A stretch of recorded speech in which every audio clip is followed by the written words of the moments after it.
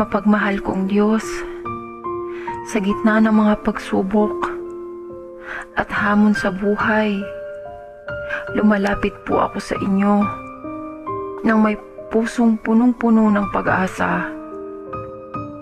Ipinagdarasal ko po na bigyan niyo ako ng kapayapaan ng isip na higit sa anumang pangunawa.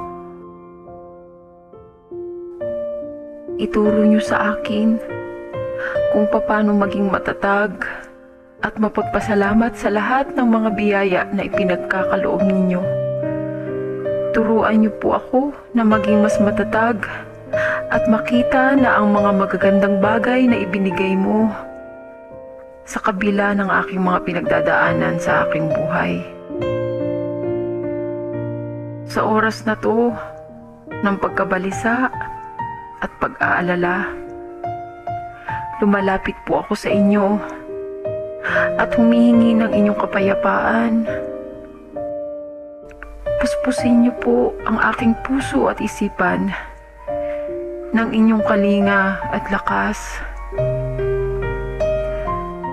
Tulungan niyo po akong tawan ang mga takot at pangangamba na nagpapabigat sa akin.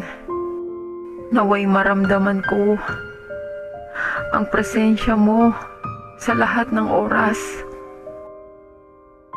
At naway magtiwala ako sa iyong mga plano para sa aming buhay. Bigyan niyo po ako ng sapat na lakas na harapin ang bawat araw na puno ng pag-asa.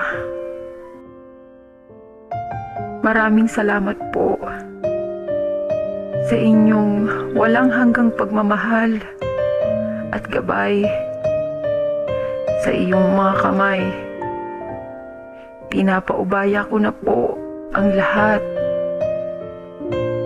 Ako po ay buong puso na dumadalangin sa ngalan ng Panginoong Hesus.